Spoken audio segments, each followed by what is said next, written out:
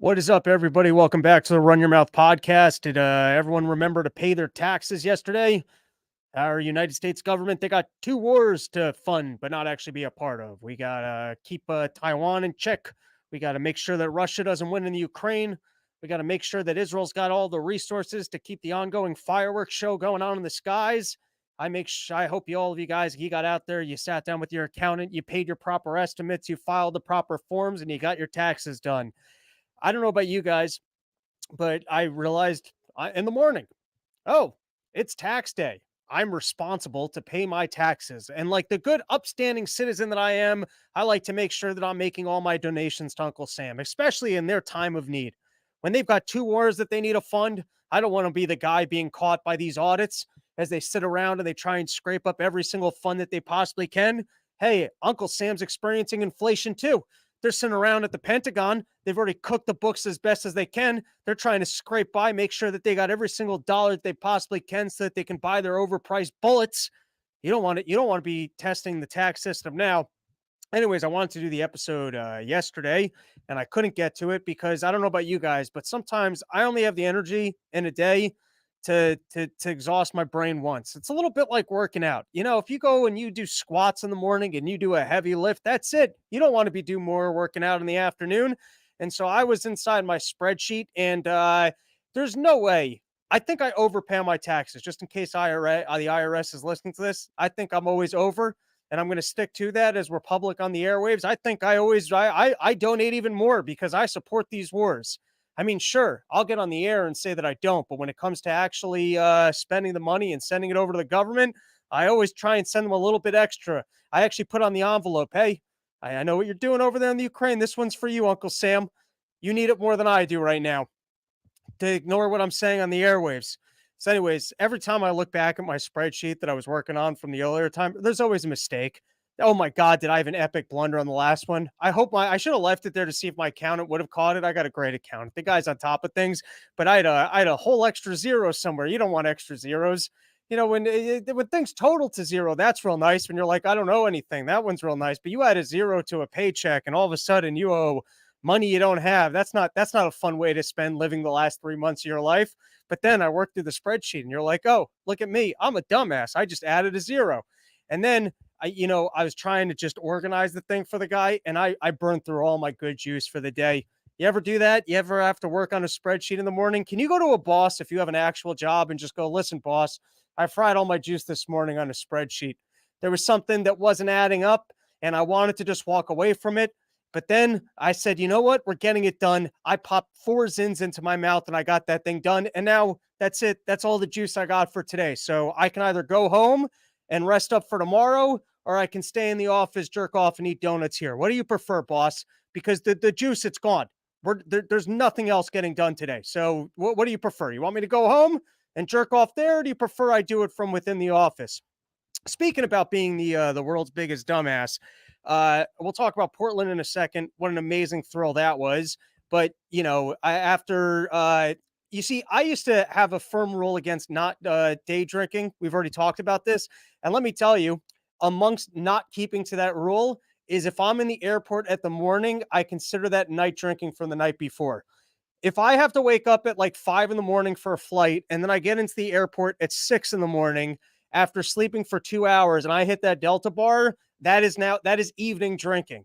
Okay. That's you took a nap in your night and it's still the night. Yes. Is it daylight outside? Is it morning? Sure. All those things might be accurate. But when you got a 6.5 hour flight on 3 hours of sleep, you drink as much vodka as they will serve you at that Delta lounge, as much as you can put back in the hour until your flight. Because that's the thing with the morning flight, there's never any line. You could probably show up 10 minutes before your flight and make your flight, but you're still anxious and you just figure you'll have coffee and take your dump while you're there. So you always get there a little bit too early. All right. So, anyways, I left my bag at the airport. I checked the bag and like a total putz, got into New York City, I don't know, 7, 8 in the morning, whatever the hell it was. And I just was booking out, trying to get myself some coffee, trying to get myself on the highway so I could sit on 2 hours of traffic. And it hit me in the worst possible way. I had to run an errand on Sunday and I was so sick of like having to move around. I was just like, you know what? I'm not doing laundry and I'll just be out of underwear. I gave up on doing my errand. But And then I realized I left my bag at the airport and I was going to have to go back to the airport and get my bag. Is anyone, this is why I always thought I would like, cause I do, it's like the second you put me back in school environments, you're like, yeah, no wonder man, I can't, I still kind of do think I'm a dumbass. Anyways, we played a theater. Is anyone listening to me? Usually I get all sorts of action in the comment section. And then some days there's no action in the comment section, even though there's 124 people watching. And you're like, am I just doing this to no sound again? I just like to have one person going, I can hear you. I'm with you.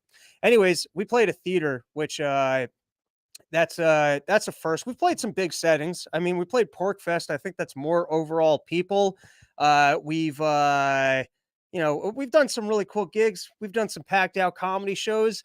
And sometimes I got to tell you guys, I work at this little spot in Brooklyn Tuesday nights. I'm able to get up in front of 10 or 15 people. It's really no pressure, and I get to work on the new stuff. And there's nothing I love more than working on the new stuff. And then sometimes you get up in these big performance settings of like the mat, like really a lot of people, and you're like, that's not what I like to do. I like to work on the new things. But listen, that's not the some the gigs that pay money. You got to actually do the jokes that you've worked on. And so sitting backstage, talking yourself up, going, no, I can handle this. I can handle this. And my God, was it a thrill. It was such a thrill. It was a packed house, 500 or 600, just pure, all part of the problem fans. Sometimes the comedy club, you get a mix. You get a lot of our fans coming out, and then you get some people thinking, what the hell is wrong with these people? And so you get a little bit of the what the hell is wrong with these people energy. And listen, comedy is like doing comedy is like describing sex or eating pizza. It's always good. You always enjoy it. But that was a particular thrill. And so thank you to Davey Smith for reaching such high calibers that we're able to perform in theaters, and for allowing me to open for you. And thanks for everyone for coming out. Because when I told the first joke, and you just like, because I was terrified. You're going out cold in a theater. You don't know how that thing's going to go. You never know how it's going to go. And let me tell you, I've had comedy go really bad, and it can go really bad. And you go out there and the first thing, it gets a laugh, and you're just like, oh, good, I have them. And then it's just like, bam, bam, bam, strikes down the middle. And like, even just like having to sit back and waiting, because it was like a different roar of laughter. It was a huge thrill. Is it just, am I crazy? I mean, I know that I'm a crazy person, but is better coffee not just more delicious, but also more effective? Because I'm out in New York City. I think we got good coffee in New York City, and let me tell you, I'm generally speaking, like I don't really have kids or fixed expenses, and if there's one thing in life I just blow way too much money on, it's like good cold brew. I definitely spend. I don't even want to total up the cold brew. My cold brew, my annual, because I don't really go out for drinks. I'm not taking ladies on dates. Spend a lot of money touring, but I feel like that's part of the job, and most of those expenses end up getting covered by the gigs. I'm just saying there aren't too many things that I'm wasting my money on, and better coffee is definitely one of them. And sometimes you drink like lower grade coffee, and it's not just. I'm asking you guys. I'm putting this out into the world. Maybe there's an expert. We'll have an expert on robsnewsroom@gmail.com, because sometimes you have like worse coffee, and then you start feeling all anxious, and then sometimes you have particularly good coffee, and it's like Adderall, where you're like, holy shit, why am I so fucking focused? And I had this cup of coffee out in Portland. Friend took me out for some nice lunch, and we picked up some coffee. And then I was sitting there and I was reading the news, and I was like honed in. Like usually my leg is shaking. I start reading the news, and then I'm on the YouTube. It's a little bit like what you guys see on the show with the ADD. And I was locked in. And then sometimes you start like just replaying your head, like, what did I do differently today that I seem to be more, which I guess even that's ADD, of stopping to focus and living in the moment to try and figure out why you're able to live in the moment. But anyways, and then I realized, I was like, you know what? Maybe it was this particularly good coffee, and maybe better coffee does more than just taste delicious. Is that crazy talk? If you go and you just buy, like, is caffeine just caffeine? That if you went back in time and you just started with the shitty instant coffee, and you never stepped up to better coffee, and then you never went to better coffee than that. Because here's the thing, when you step up, rarely do you taste something and go, this is so much better. It's when you try and go backwards. It's when you try and go back to the thing you had before the fancier scotch, before the better beer, before the better coffee. That's when you notice the differentiation in quality. It's never when you step up. It's when you try going back. You're like, I can't possibly consume this. All right. Anyways, yeah, that's enough of the nonsense talk. Let's do a quick plug, and then read some comments and get into the news. Firstly, Porch Tour. We are nearly done. Porch Tour is nearly complete. Except, and then August, October, I hope to re-hit more of the locations from last year. Guys, this was a lot of work. It's going to be a pretty epic run, hitting all sorts of new far out locations. I've got 2 areas I'm looking to try, actually 3 areas I'm looking to target. Binghamton or Syracuse, Atlanta, Philadelphia, and then maybe a Boston, but not as urgent because we're going to be playing Savannah, Georgia. I'd like to do Atlanta the night before. I don't understand. Every time I've played Atlanta, like 70 people have come out, but no one seems to have a porch. That theater guy hasn't gotten back to me. So I'd like to do Atlanta. And the next thing on the list, now that everything is confirmed, is I have to actually sit down and get all the ticket links up. I think the first one that we are going to be doing is out near Miami. I'm going to do a live pod with Clint. I'll probably do about an hour in stand up. Going to do that one solo and then a live pod. So be on the lookout for that. And then more dates. I'm going to start getting the links up. And then why not plug YoKratom.com, home of the $60 kilo, the people that make all this possible. And now we can get into our episode about the Iran war and Trump. But first, why don't I? Oh, I don't know if this cord is going to be long enough, but let's try. Let's take a couple comments. Let's see what's going on. First comment. I can't hear you. Your microphone's not working. That's fake news. All right. We've got Nick letting me know he can hear me. We've got Oliver going, listening intently. That's what I like. I like people who are her focused. Amanda Dean, listening for my Russian talking points. That's why we get the best information in the game. Oliver saying congrats on the theater. Alan Thickdick, coffee is the same as weed. Better weed tastes way better and also works way better. You see, at least someone's coming through saying the same thing as me. Oliver Klazov, I like the pour over method for my coffee instead of machine. I think it gives a better flavor. That one's okay. Is there a Porch in North Carolina? Yes, we will be doing Raleigh, North Carolina, in addition to Virginia Beach and other locations kind of in that general area. If anything, you are too loud. That is good intel. Let me make an adjustment so that we don't have bad audio for the entire episode. Here, I'll pull that down a little bit.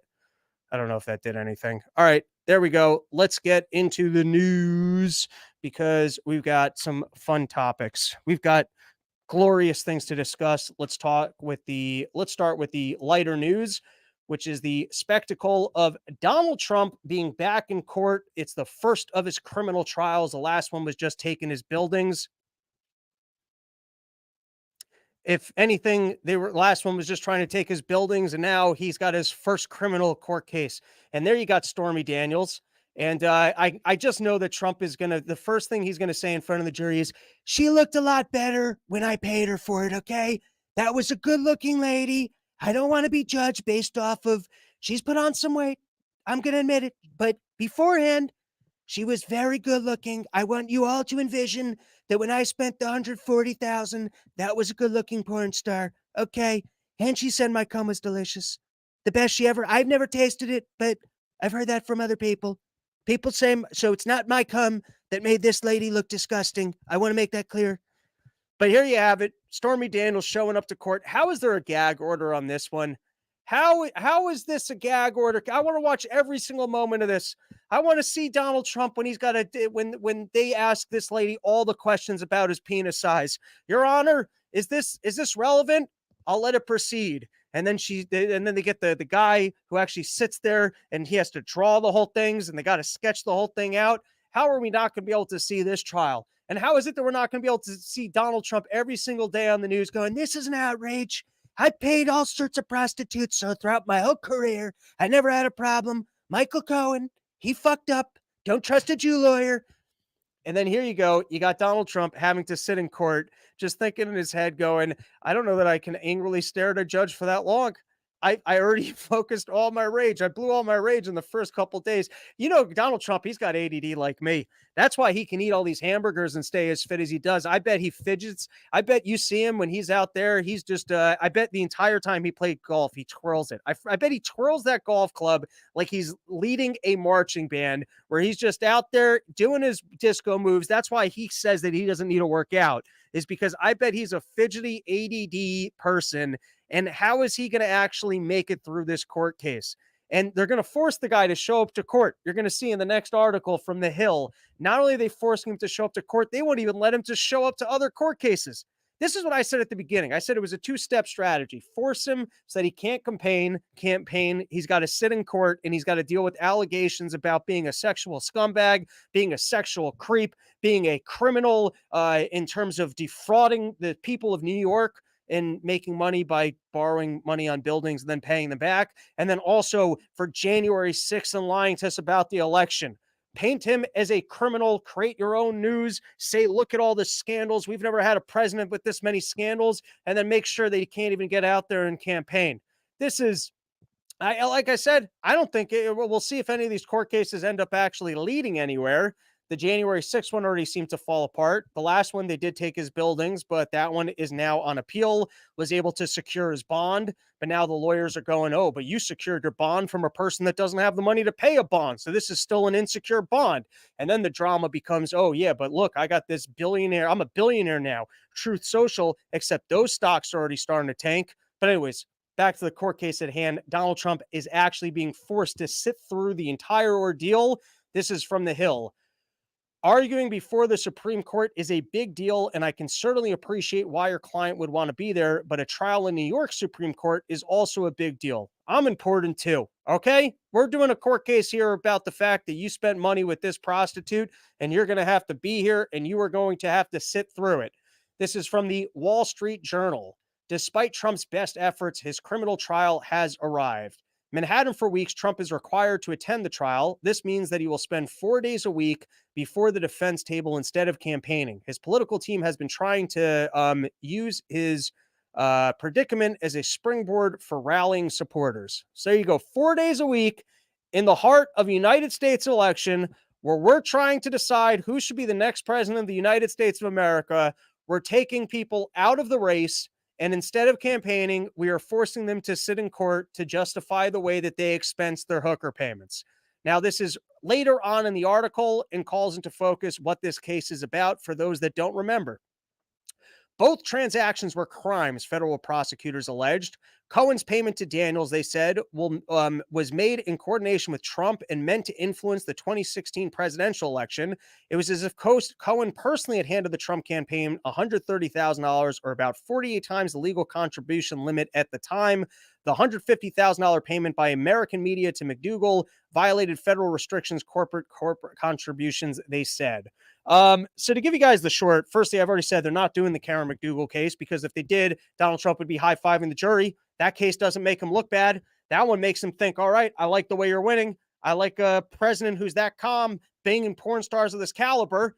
But in this case, I mean, there's two reasons why this whole thing seems to be bogus. Firstly, if this wasn't Donald Trump, are we looking into all the payments that Bill Clinton makes to hookers? How we even investigated what the hell happened with Epstein? We're talking about there's a book of people that were apparently on and off of Epstein's flights, and we're not looking into any of the payments that were made over there. We're not looking into Wexner. We're not looking into that entire field of study. Let's call it the entire expertise of Epstein and who was flying where and what they were doing with underage people. We're not looking into any of that. But when it comes to $140,000 paid for a blowjob, we need to know every detail about this thing. And so firstly, you got a guy and he's a lawyer. And the reason why you hired a lawyer to do it and not just your friend, I mean, if you want to get rid of hooker payments and you just got to go pay someone, you think you call up Joey Four Hands and Three Slices, and you go, hey, Joey Four Hands, Three Slices, can you go take care of this for me? And maybe they go knock on something, they suspend someone over a bridge and they make it go away. Or maybe they show up with a briefcase full of cash and they open up the briefcase full of cash. You would think if Donald Trump had a fixer, you would think of some like Hollywood idea of like a tough guy fixer shows up, knocks on a door, makes problems go away. But instead, he's got some dumb Jew lawyer who he goes, hey, listen, can you legally take care of this problem? And hush money payments apparently aren't even illegal. I guess what made this illegal was that it became as if, I guess, I don't know why Donald Trump is the richest guy ever, but never seems to have money on hand. And never be out of pocket for your boss. That's always that's always bad. It's always bad when your boss is like, listen, I got plenty of money, but if you could just like put this one up front and then put in the expense report for it, and then I'll reimburse you. So for some reason, Michael Cohen, he decides, guys, sometimes I just say, I didn't fully research this one because the whole thing's nonsense no matter what. The core of the claim is that because Michael Cohen spent his money, that became a campaign contribution because it helped the campaign. Except, how do you separate Donald Trump as a person from the campaign? That, can Donald Trump just show up in court and go, "I told Melania you'd be the last lady I purchase when I went over to Eastern Europe and I bought the finest piece of ass you've ever seen, and I paid off the people I had to buy her from. Very nice people. They said they liked my money more than anyone else's money. I told her, you're the last pussy I'll ever pay for. And when I bought her, and then I paid this other lady, I had to make that go away with another payment." I mean, if you're, despite running for president, you'd still have an incentive to make hush money payments if you're cheating on your wife. So how do you say that this was specifically just a campaign finance thing? And also, if your lawyer messes up in the way that he goes about doing something that it could have been done legally, isn't that just on your lawyer? And then how is your lawyer even going to be able to give testimony here if the guy's a convicted criminal? How is that guy a trustworthy lawyer? All right, here's the last piece of the article I wanted to read. The trial is likely to last 6 to 8 weeks with jury selection, which begin on Monday, expected to take a week or more, which good luck finding a jury for this one, which I guess might be something else that just makes Donald Trump remain in court. And then here's the last thing on this topic. This was from the New York Times. Trump's ex-finance chief is sentenced to 5 months in Rikers for perjury. Rikers is no easy walk of a prison. If you guys ever seen like random footage of YouTube of people trying to they lose their minds and they're trying to throw their urine through the door that never gets opened on them onto a guard.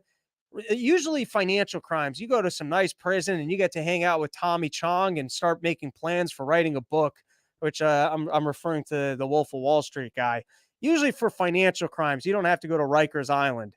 And in this case, the person who was responsible for what, by the way, Donald Trump might still get off the hook for. He secured the bond. They might reverse it. All the banks made money. But for the high crime of over evaluating properties that nobody has an issue with other than for some reason the New York government. And that's what we call living in a third world country, which is why make sure, like I said, pay your taxes, everybody.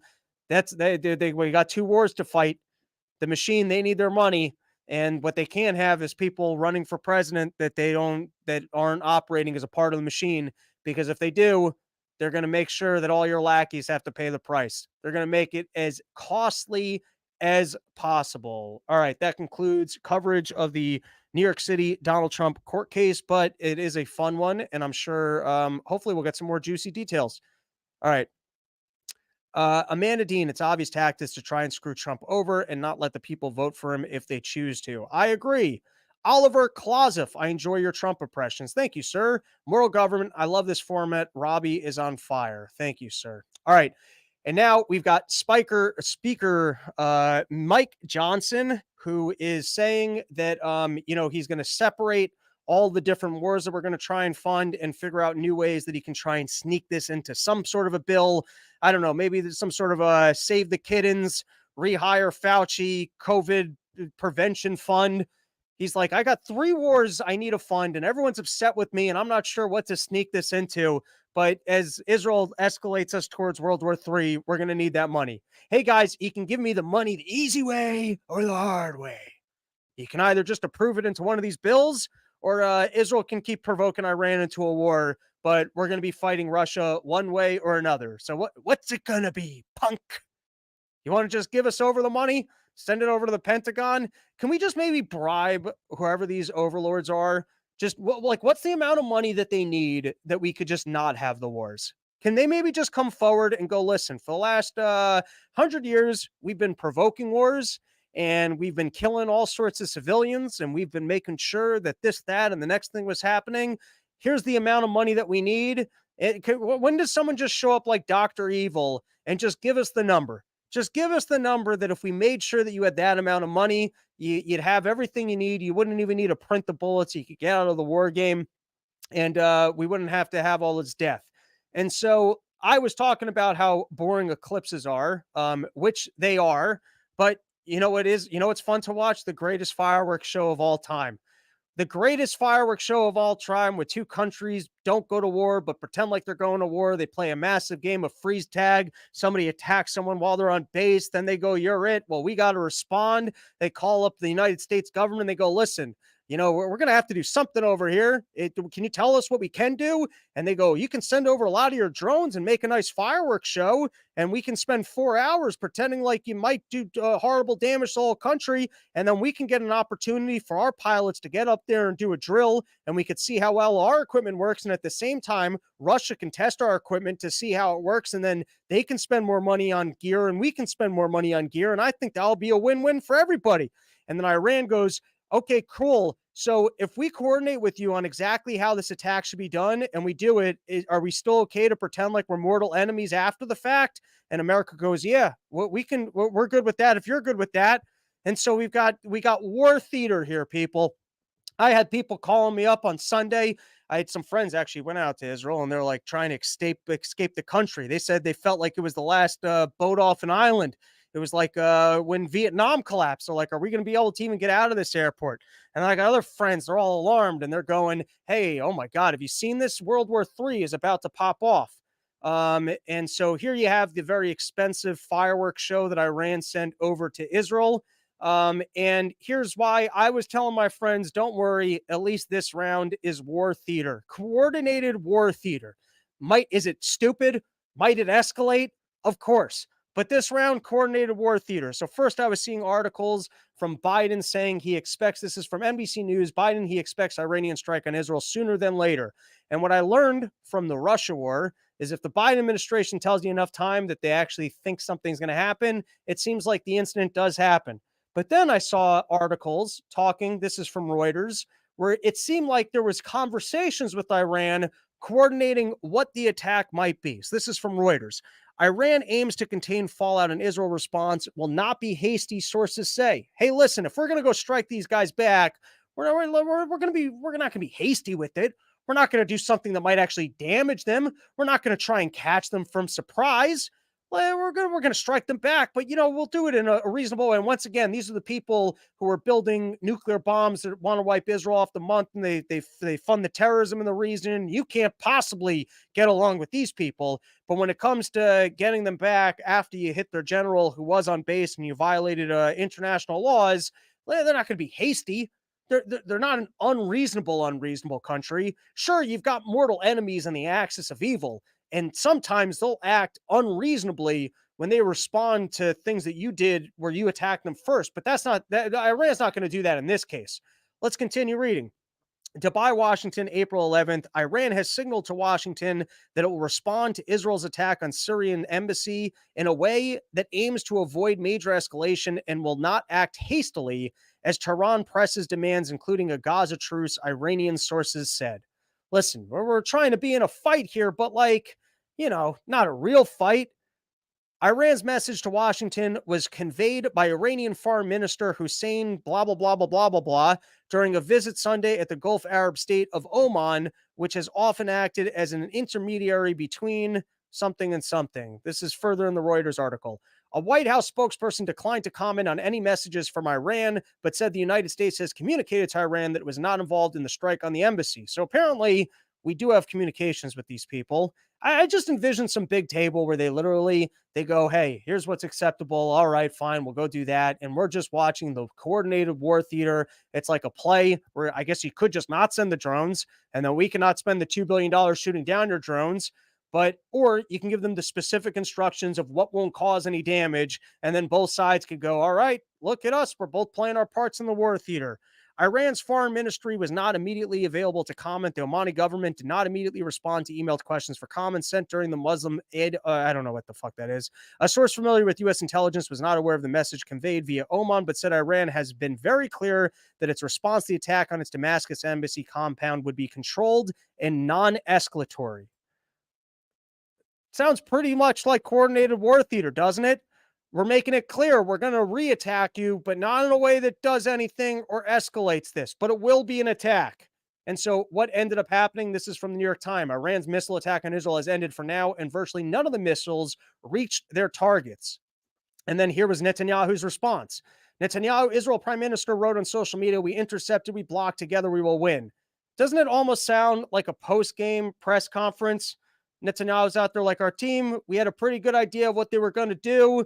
And so we knew kind of in advance what they're going to throw at us. And good, luckily, our defense, they ran good coverage. And with the support of the United States, nothing happened here."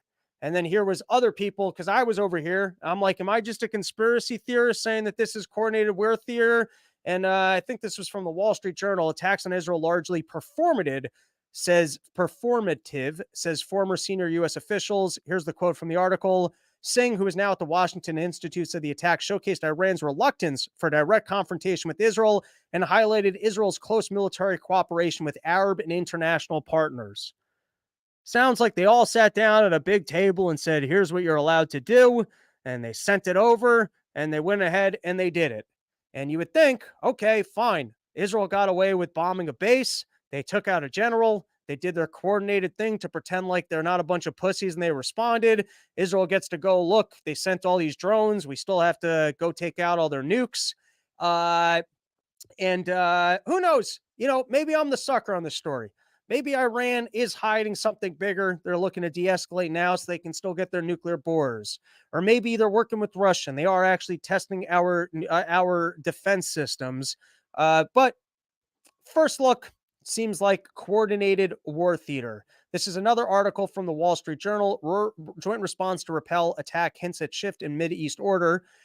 Saturday's Iranian strike on Israel was huge by any standard. Tehran launched more than 170 explosive-laden drones and around 120 ballistic missiles and about 30 cruise missiles. Israel said the damage could have been catastrophic if we hadn't told them exactly what to do beforehand. As it turned out, almost all were intercepted. The sources stemmed from a combination of Israel's sophisticated air defense system and critical assistance provided by the U.S. and other Western Arab partners. Blah, blah, blah. All right, moving forward. Whether Israel and its supporters can replicate the performance under the conditions of an all-out war this weekend, salvo from Iran clearly telegraphed in advance was the opposite of a surprise attack is an open question. So, I mean, is Iran a mortal enemy that has the ability to actually strike your country, but they didn't here? Or do they not even have the capability? And if they didn't, it sounds like you already have a platform for getting along with them. Iran has started a new phase. It has stopped hiding behind proxies and now become exposed to interceptors. This is what they like to try and claim, is that because of the money that America has sent over and Biden's willingness to send money over to Iran, they've actually emboldened them. And this is the most bold move that they've ever done. Biden should just come forward and go, bold move. This is theater. I literally told them that they could go do that. And then they did the exact thing that I said that they could go do because they're not looking for a fight. And so here was, by the way, if sound doesn't play, this is very short, but this is Iran actually saying, we did our strike back and we consider this matter concluded unless Israel decides to strike us again. Let's give it a listen. From our point of view, this operation is over and there is no intention to continue the operation. But if the Zionist regime takes any action against the Islamic Republic, our next operation will be much larger. If that didn't play, it was him saying we consider this concluded, but if Israel strikes us again, we will do something that is much larger. Now, here's where I want to just, before we talk about Israel seemingly going we're going to strike back. I want to say at the beginning of this whole Israel thing, I said I stay out of this one because I am biased. And at the time, my bias was that I kind of felt like I'm rooting for Israel. I'm reading these stories as being pro-Israel.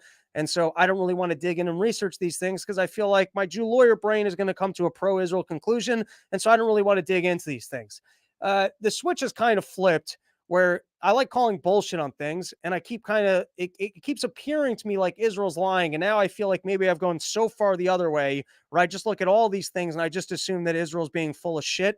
If anything, in my own interest in self-security, I think makes Jews in general actually look bad. And I do think that because they're pulling all the Jew weasel tricks while being very aggressive. And I will openly admit, maybe this is the rage of all the terrible Hebrew teachers I had back in the day. And this is my way of getting revenge on being forced to learn that language and all the bad experiences I had learning. And I don't even know how to speak Hebrew. Like 15 years of being in these Hebrew classes, I can read it. And they just make you memorize these charts. And you're like, you could have just taught me it. It would have been actually useful to actually know it. So who knows? Maybe I got this thing entirely wrong. I want to say I'm open to having the thing entirely wrong. Maybe Israel is, I mean, Iran's playing this secret game to try and get their nukes and they're trying to just go blow it up. But this one really seems to me like Israel provoked it, bombing an embassy, which from what I've read, firstly, I like going after leaders. That's much better than going after the individuals. So the idea that the leaders get to go, hey, we're in base, and so you have to go attack the soldiers instead of us. I think that's bullshit. But they did break the rules of the game that I guess everyone's willing to abide by. Now you got Iran going, all right, listen, we're gonna strike back. We're gonna send all these things. And then they do a strike back, which does seemingly close to zero damage. It's not something we were like, ah, shit, we got to go get them again. And then they go, we're done with this.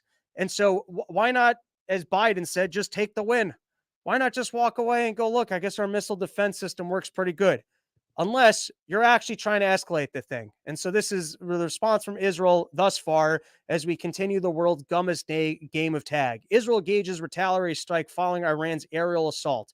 Tel Aviv, Israel intends to punish Tehran for the drone and missile barrage and represented Iran's first ever direct attack on its territory. I mean, is it even a direct attack if you know that what you're going to do will do nothing?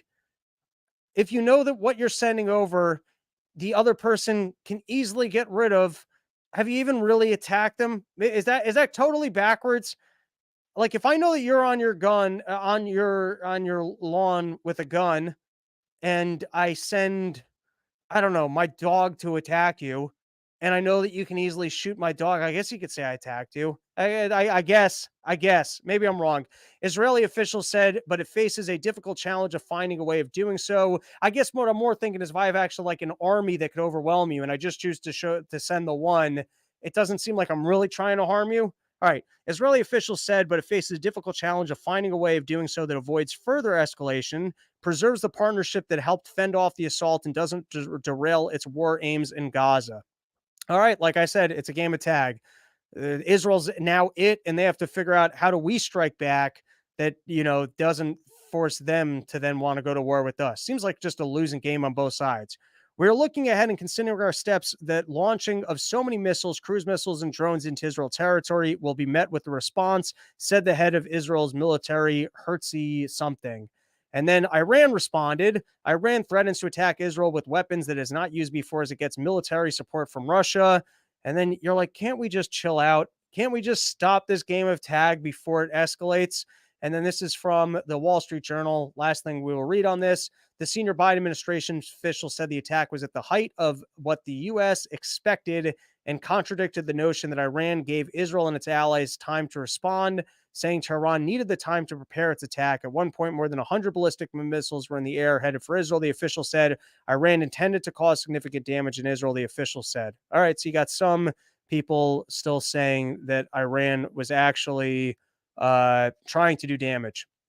And then also you got people talking about how this is actually a sign of Biden's failed policies, which I think is nonsense. All right, let's call it there. Let's take a couple of comments, but before we do, everybody, sheathunderwear.com. It is the summer months. You don't want hot, sweaty balls. You don't want chafing between your legs. If you want to prepare yourself for the possible demise of the planet, World War III, and having to roam the landscape, and you want to be able to pack underwear that if you can't wash on a daily basis, it's still going to stay somewhat fresh. It's going to keep your things nice, cool, calm, and collected and separated. If you got to only have one garment of clothing for the apocalypse, where you got to roam the landscape and every once in a while try and find a river where maybe you catch the sun in the right way, where it's like a sauna, and so your dick has a little bit of hang in it, and then you wash your one pair of underwear. Or maybe you've got a big dick, you spend your whole life pretending like you're washing the one pair of underwear, so then maybe you get the one lady who's out in the woods who was going to kill you in order to take all your shit and maybe eat your corpse, but then she sees how beautiful your penis is and goes, I got to let that guy live. That's too much of a nice dick for me to possibly kill him. And so the point is, if you want to live in that world, you're going to need sheathunderwear.com. Use promo code RYM. You get yourself 20% off the greatest underwear that's ever graced the balls of man. Listen, you want a secure investment. It's in your balls. It's in making sure that they're nice and tidy underneath your pants. Preserve them for the future that will hopefully exist as this really dumb game of tag continues. All right, let's take a couple of comments. What do we got going on here? Um, Benny Thajet saying it is definitely a sheath summer. I agree. Oliver Klosif, I identify with Rob more when he paces and talks with his hands. I agree with you as well. Something I can't read that. Ritter had an interesting segment on Door. Hard to know what to believe. Runaway Slav, Robbie's eyelids can't stay still, and neither can he in general. Facts of life. All right, two more comments. So Israel actually does damage to Iran. Iran does no damage to Israel, but somehow Israel has to act. Sounds designed to me. I agree with you. And then the last one, I was just asking if you believed any targets were hit, or was that just bullshit? Was curious of your opinion. I mean, I think it's reasonable that, something got hit. I think what was there? I don't even remember the numbers. I think they said that they hit some military station and then maybe killed one person. All right, last one. You called me sir, but I'm a woman. I met you at your show in Overland Park, KC, fat lady in black and yellow. Well, hello. Welcome to the show. Ma'am, just put ma'am one in the thing and I won't call you sir. It did like 97% of the people who listen to the show are a nice sir. So I call them good sir. If you put a female name in there, then I'll call you ma'am. I'm not trying to be disrespectful over here. Nice ma'am. That's a good sir. Nice ma'am. First time caller. I'm a lady something. I don't know. Anyways, guys, that's today's show. Back, I think on Friday, I got some guy from Australia coming in who's going to tell us some stuff. And then I also leftover call and show once I get all the ticket links up. Got to call Andrew, build out that platform because we've got a lot of leftovers to discuss, including. I think I've been seeing this this sucks so much that you buy yourself a house and you finally feel like you own something and it's your house and you actually think you're preparing yourself for the future, then at a minimum, you won't ever be homeless. And it seems like that's getting tougher to do as you can't necessarily predict changes in property taxes or insurance premiums, and that you could have done all the homework of knowing, hey, this is a place that I can afford to live. I have enough savings that I can afford to live here. And you then find out, well, you don't really own anything because you're not guaranteed your right to live there because rich people can move into your area and change the taxes, or other variables like changes in legislation can change what insurance companies will charge. And then all of a sudden, you can't afford the exact thing that was supposed to be yours. I don't know. There's something very disturbing about that. The idea of buying a home is that sometimes you even go, listen, because here's the thing. A lot of people, you think you're buying your forever home, and then it turns out you're not. And you got to pay what, 6% to whoever showed you the home. You got to pay a percentage to a lawyer. You're paying points to the bank. And so, sure, the home value might go up, but if you're turning around that home every couple of years and you keep buying new spots, you're going to be losing some of those points to whoever's taking their commission, their spreads, the mortgage brokers, the this, that, the next guy, the home repairs. And so, really, if you're buying a home, you want the security of knowing, hey, I own this thing. You can't keep jacking the rents on me. You can't keep jacking the this. I own this. This is mine. I have forecasted for the expenses. I'm good to go. But guess what? You don't live in that world. They can change the insurance premiums. They can change the taxes. And boom, all of a sudden, how does that work? If enough rich people move onto my block, they knock down their homes and they build really nice homes. And then all of a sudden, my property value goes way up. Does the government then get to come in and go, hey, your home's not worth what you paid for it. It's actually worth this. And then start giving me a tax bill that I can't even afford to live on my own land? That seems like something we should all oppose. All right.